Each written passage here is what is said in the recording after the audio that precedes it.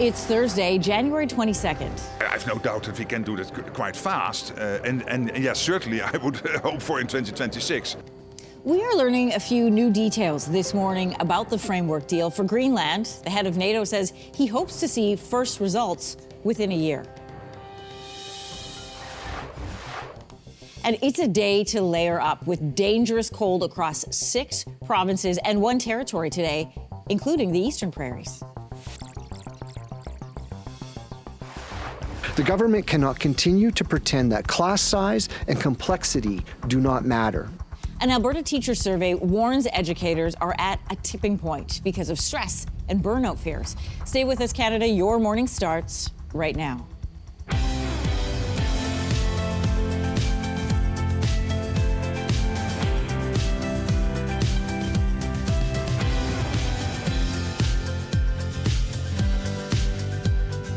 Good morning, Canada. Welcome to Your Morning. I'm Anne-Marie Mediwake. Good morning. I'm Lindsey Deluce. I'm Kelsey McEwen. Thinking of all the parents out there I know in the Muskoka region, I think check your buses because I think there's a lot of snow and that's impacting that. There was some talk and chatter online that schools could be impacted in prairies that are dealing with the very, very cold weather. And Lindsey, I know that's topping news this morning. It is, certainly. Let's start there. There are extreme cold warnings in 6 provinces and 1 territory this morning.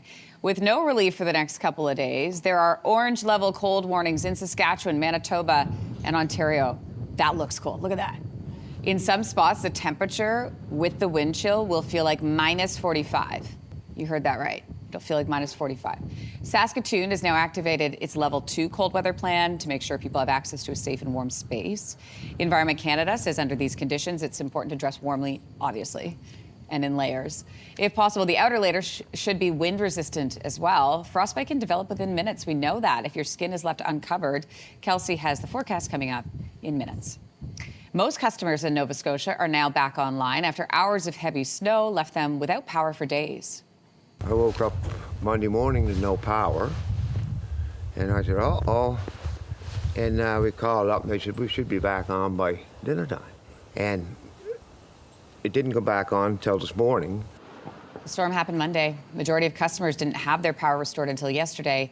This winter storm brought 10 to 30 centimeters of heavy, wet snow that really weighed down trees and, of course, knocked down those power lines. At the peak of the outages, 140,000 customers were in the dark, which is, as we were talking about, that's roughly 25% of all the customers for Nova Scotia Power. As of this morning, there are about 200 customers still without power. Ontario Premier Doug Ford now calling on Canadians to boycott Chinese-made EVs. Support companies that are building vehicles here. It's as simple as that. This is a Team Canada approach. We got to stick together. Last week in Beijing, Prime Minister Mark Carney announced that trade deal with China that will allow up to 49,000 Chinese-made electric vehicles into the country every year.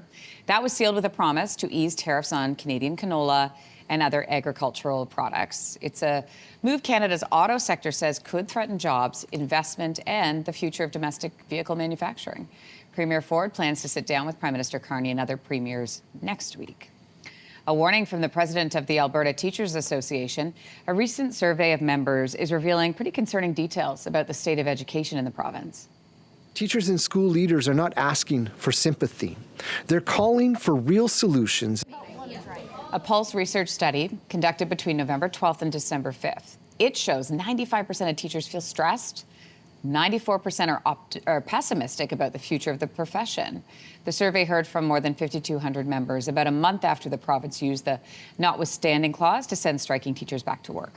The margin of error for the survey is 1.5%, 19 times out of 20. The province says it is hiring 3,000 more teachers and 1,500 EAs to help reduce the workload. Demonstrators were outside the U.S. consulate in Toronto Wednesday, calling for international action to help the people of Iran.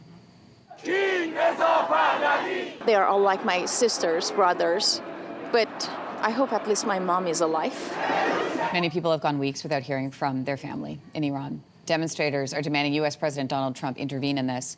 While there have not been widespread protests in Iran for several days now, the confirmed death toll has increased to more than 4,500 people. A government-imposed internet shutdown is still in effect. Some health news this morning. Health Canada has issued a warning about fake Ozempic and Mounjaro. The agency says unauthorized versions of the drugs are being sold in stores and online. In some cases, Health Canada's logo was used without permission to advertise these products. Health Canada says using these fake products can carry serious health risks, and prescription drugs should only be bought through pharmacies. We've been showing you stunning shots of the Northern Lights all week. This one is truly out of this world. Yep, you got it. I'm going to show you one from space. Did you catch that? This was filmed by a Russian cosmonaut from the International Space Station. Look at that. Wow. They said, quote, it felt as if they were literally sailing inside the light. That's a lovely visual. Forecasters say the showing of the lights happened during the largest solar radiation storm in more than 2 decades.